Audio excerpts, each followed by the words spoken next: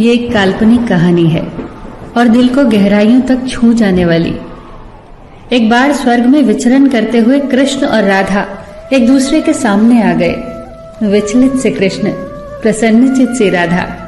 कृष्ण सकपकाए, राधा मुस्कुराई। इससे पहले कि कृष्ण कुछ कह पाते, राधा बोल उठी, कैसे हो द्वारिकाधीश। जो राधा उन्हें कान्हा कान्हा कहकर बुलाती थी, उसके मुख से द्वारिकाधीश का संबोधन कृष्ण को भीतर तक घायल कर गया।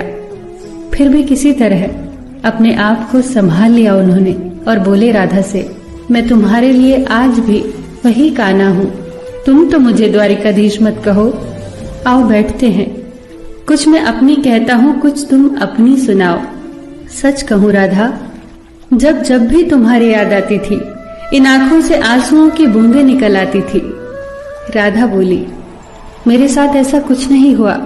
न तुम्हारी याद आई, न आंखों से आंसू बहा, क्योंकि हम कभी तुम्हें भूले ही कहाँ थे। जो तुम याद आते, इन आंखों में तो सदा तुम ही थे। कहीं आंसुओं के साथ निकल न जाओ, इसलिए रोते भी नहीं थे। कान्हा, प्रेम से अलग होने पर तुमने क्या खोया, इसका एक आईना दिखाऊं तुम्हें। कुछ कड़वे सच प्रश्न सुन पाओ तो सुनाऊं। कभी सोचा है इस तरक्की में तुम कितने पिछड़ गए। यमुना के मीठे पानी से जिंदगी की शुरुआत की और समुद्र के खारे पानी तक पहुंच गए। एक उंगली पर चलने वाले सुदर्शन चक्र पर भरोसा कर लिया और 10 उंगलियों पर चलने वाली बांसुरी को भूल गए। कान्हा, जब तुम प्रेम से जुड़े थे तो जो उंगली गोवर्धन पर्वत उठाकर लोगों को विनाश से बचाती थी, प्रेम से अलग होने पर वही उंगली क्या क्या रंग दिखाने लगी। सुदर्शन चक्र उठाकर विनाश के काम आने लगी। कान्हा और द्वारिकाधीश में क्या अंतर होता है बताऊं? कान्हा होते तो तुम सुदामा के घर जाते, सुदामा तुम्हारे घर नहीं आता। युद्ध में और प्रेम में यही तो फर्क होता है। युद्ध में आप मिटाकर जीतते हैं और प्रेम में आप मिटकर जीतते हैं।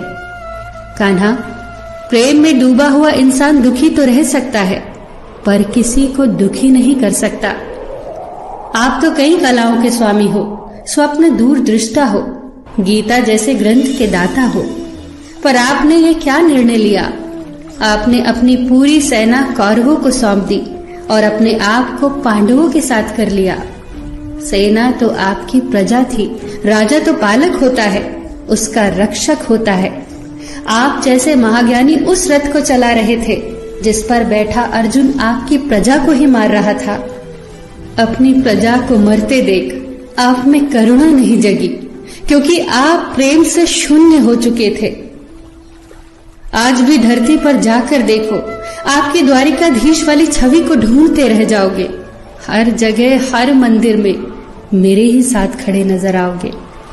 मैं जानती हूँ कान्हा, लोग गीता के ज्ञान की बात करते हैं, उसके महत्व की बात करते हैं, पर धरती के लोग युद्ध वाले द्वारिकाधीश पर नहीं, प्रेम वाले कान्हा पर भरोसा करते हैं।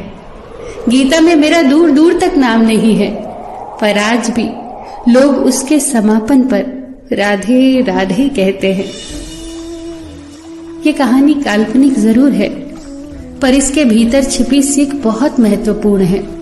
श्री कृष्ण के पास कभी किसी प्रश्न का उत्तर ना हो, ऐसा तो हो ही नहीं सकता, परंतु राधा द्वारा लगाए गए प्रश्न चिन्हों पर कान्हा मौन रहे।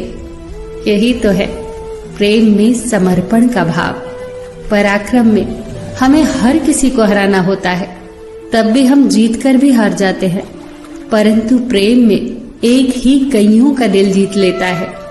सही कहा है कि छोटी सी उंगली पर पूरा गोवर्धन पर्वत उठाने वाले भगवान श्री कृष्ण छोटी सी बांसुरी को दोनों हाथों से पकड़ते थे।